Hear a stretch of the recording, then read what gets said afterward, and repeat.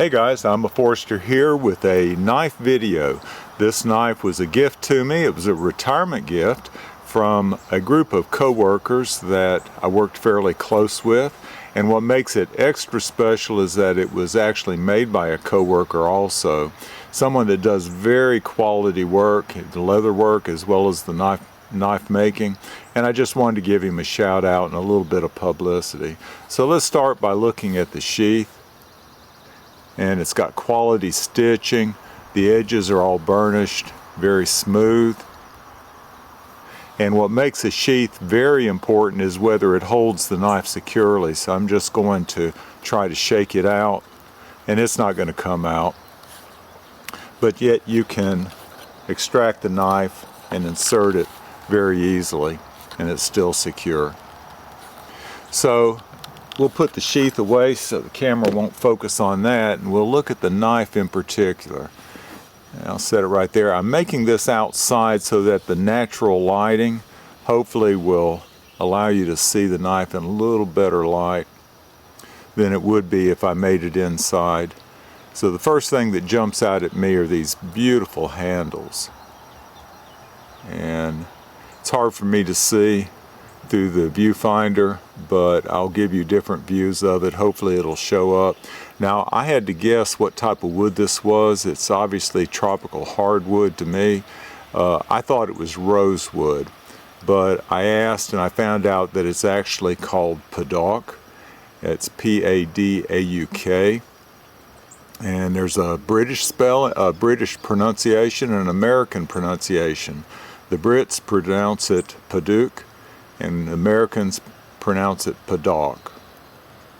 But it's beautiful wood. It's got the color to me of rosewood, but then it's got that dark grain in it that reminds me a little bit of walnut. So the handle is a 4 1/8 inch long. I've always said that a 4-inch handle is what I need for my large hands, and this fits me fine with just a little bit extra sticking out. I wanted to show you the hourglass shape of this handle. So I try to get my hands out of the way to where you can see it. But it's got two tapered areas. There's a tapered area right here, then a tapered area down here. And that fits my hand perfectly because this finger fits that into that tapered groove, and then my little finger into that one, and it makes for a very secure grip. Now when I hold it that way, my thumb is on this thick spine. Now I measured that spine with some calipers that I have, and it's 4.9 millimeters in thickness. That's, I think, the thickest steel stock for a knife that I have. And I wanted to give you a comparison, a size comparison. So this knife right here is 9 1/8 inches long, but the blade is 4 5/8 inches long, so the handle I already said was 4 1/8. But here's a knife that you've seen on my channel a good bit. This is a Hinderer XM24. This is a beast of a knife, and that blade steel right there is very thick, but it's not as thick as that custom fixed blade that I just received.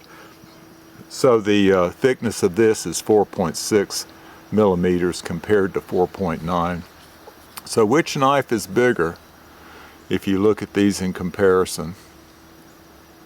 Well, this one I'm holding closer to the camera. Let me put it down side by side, and they're the same length overall. The major difference is that in the Hinderer, most of its length is in the handle. If I pull it back to where the blades match up more, you can see that the blade of this fixed blade knife is much longer. Okay, the other knife I wanted to show it in comparison to, you know, if you follow my channel, I'm an Emerson fan. So this is the Emerson Roadhouse, and I've made videos of this also. So I carry this one. I have a specific use for this knife, and it's in cutting fat lighter wood, just shaving off fat lighter wood to start a fire with. But let me put that down side by side. So all three of those are beast of knives. But I will say the handle of this one makes it look daintier. These others have a lot more of their length and substance in the handle. Okay, so let's continue looking at this, and while I'm at it, so I talked about the amount of steel that's in there, and I did not get a weight of it, but and it's got a fairly small, almost dainty handle. The balance point is somewhere around this rivet right here, this pin, and let me see if I can get it to balance. I don't want to take a chance of dropping it. Yeah, I'm close, right about there.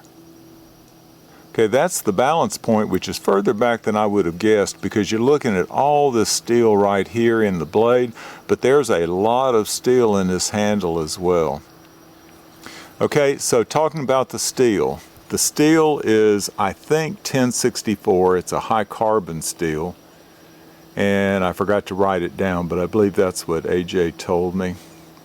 So there's the Forestry Commission logo, which will remind me of the Forestry Commission in the 37 years I spent working here, since 1988. And there's the AJ's maker's mark. His name is Alan Rabin, and I cannot see it because of the glare of the sun, and I hope that you can. So I'm going to shine it in different angles right there, and hopefully you can see it.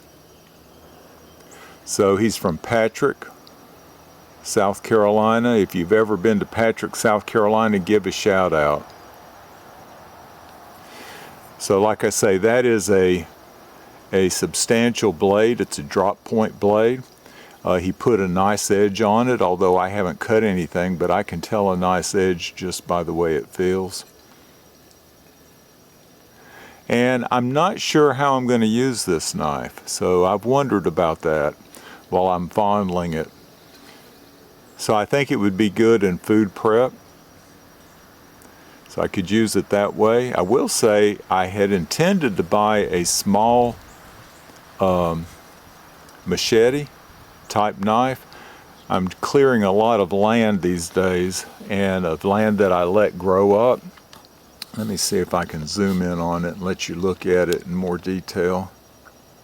That sun is rough right now, but I would never use this for cutting down, you know, small saplings. So I've got a lot of saplings that are about as big around as the as my thumb or a finger, but I would never use this for that.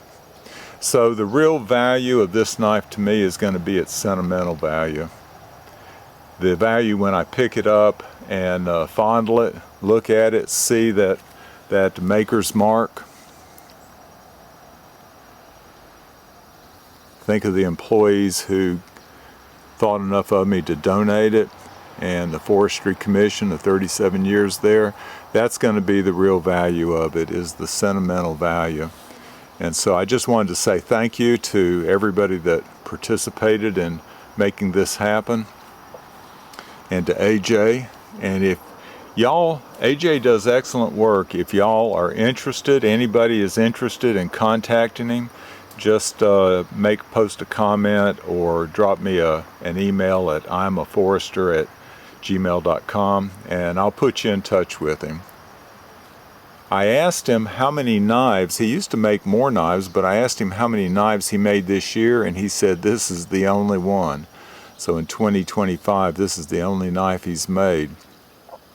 And I talked about the quality of the work, but like where these rivets and the wood meet, I cannot feel it. Even looking at it right now, I can't feel the difference in those rivets and the wood, or where the steel meets up with the handle scales. I cannot feel the difference right there.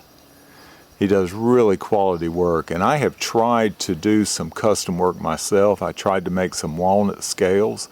Well, I did make walnut scales. I tried to match them up. I tried to put a polished edge on the blade, and I just gave up after a while.